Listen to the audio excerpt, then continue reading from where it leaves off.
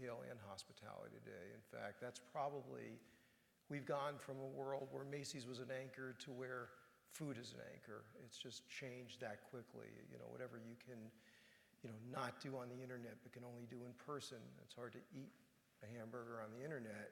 You can sort of make that work for you. So I think the convergence of clearly hotel, retail, restaurant, again, in the right balance, would work for private investment.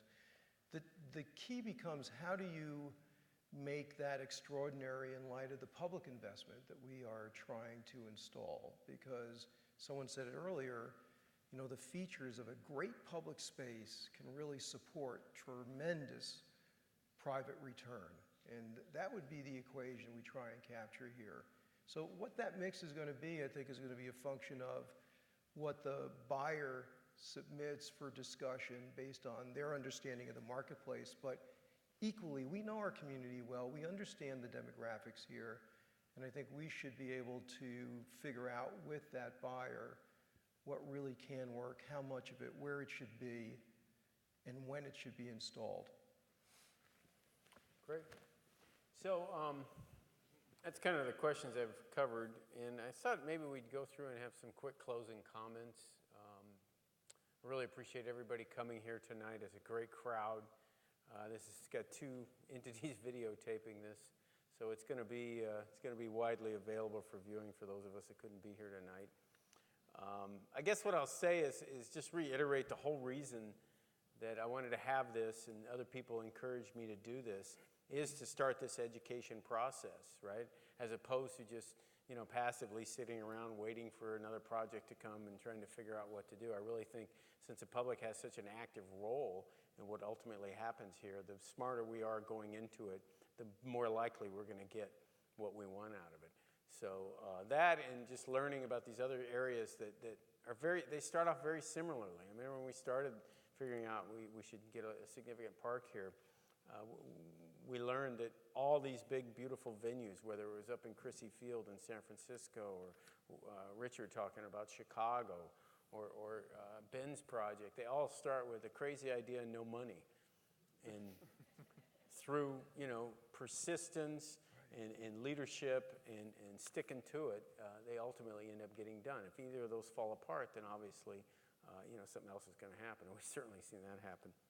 So anyway, we want to get a park there with some development, not a big development plan with some park. And I think we just keep that basic goal in mind, and we should be okay. All right, Richard, you got any closing thoughts? Or? Well, you know, I certainly don't have an answer. I do have a couple of thoughts. So I think the way that you need, that when every community will start to think about this, is if you have a private buyer that buys 50 acres of land, then they're going to want floor area ratios. That's basically how much building they can have. And if you're going to ask for half of the site or some portion of the site, then typically you would take whatever buildable area you could do on that half, and you would move it over on the other piece. So in other words, you'd kind of stack it up on the edges. And that's a fair thing to do. So I think you're really going to have to search about how much density. So you're pretty, you know, low, you know, 1, 2-story. I was reading the zoning, you know, you get up there about 45 feet is your tallest one. But you have an interesting, you know, site here because you're cascading down a hill.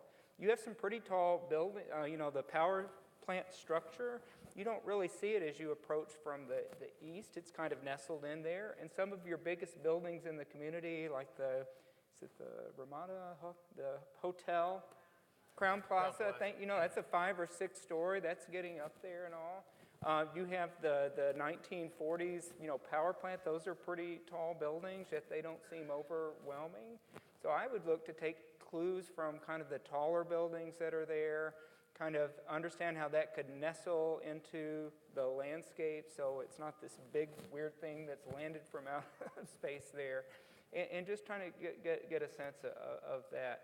I think from a site design standpoint, again, everyone's going to have interesting ideas, but again, as you approach for the east, you're high. I think I was walking today, you could have spectacular views in a park space or in a row of buildings that front a park with all the restaurants and cool things that Larry was just talking about, so you could have that.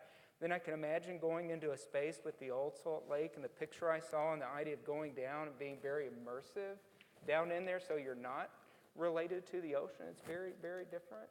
And so I guess the last thing is, how do you move forward? So there's a few ways to do it. I know there's been, I think any design professional would be fascinated to be invited to come have a look at this and would generate ideas and probably participate in a competition. As a design professional, I'll tell you the challenge for that is there might not be anything to win.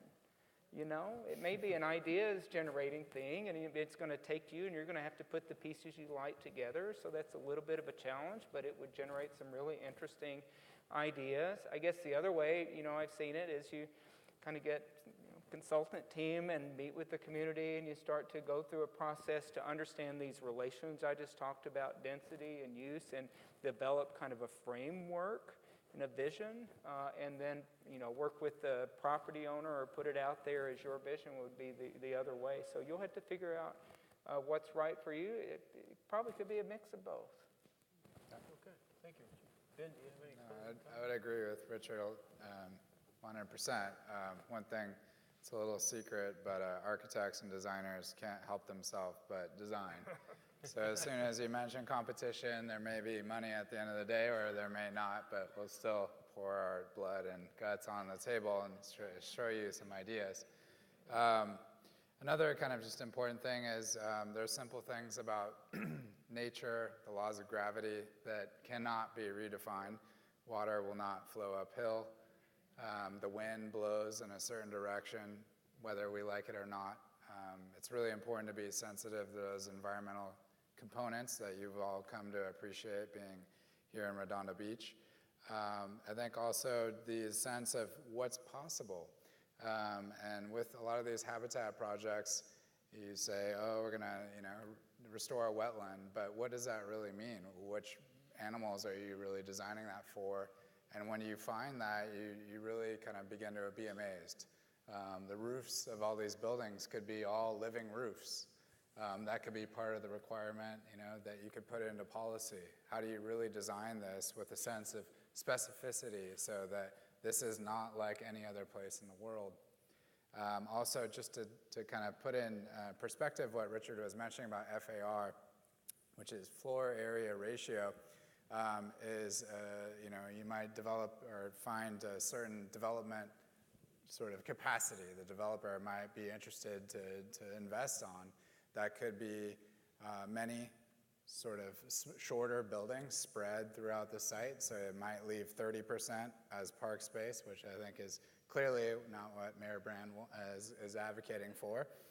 But it could be a couple quite taller buildings. So for those people that fear sort of height or scale, I think it depends where they're located. And also what Richard was mentioning in terms of the topography, those view sheds, maybe you'll sort of never notice it because you thought it was the old smokestack. So how do we kind of work with that? And also don't forget the history. While most people, there's not a lot of fondness for the old industrial kind of look of it, maybe there's a way to rethink it, retool it, make it your own. Those are really important aspects. Great.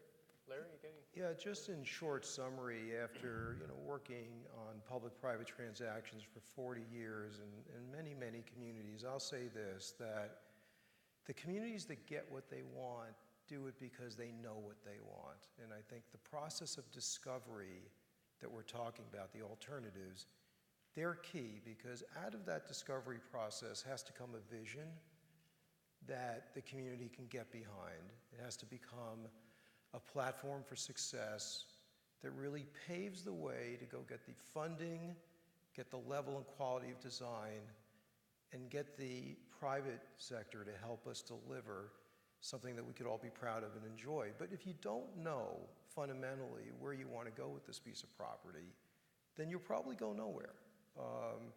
And I see that mistake play out from time to time. And that's why I think starting this community dialogue in this way and in other ways as we can move forward is really essential. The more the merrier, the more is better, because the time will come when decisions about the contents, the design, the phasing, the size of the project will come.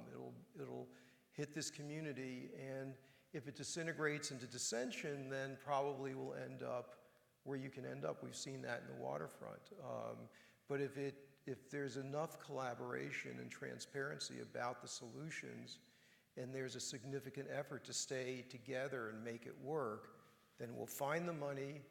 A deal will be cut with the developer because they're born to cut deals, just like land use planners are born to provide design and vision. These guys that develop properties just like to cut deals. And the community, most importantly, knowing that that can happen, needs to manage it so it happens the way it wants it to.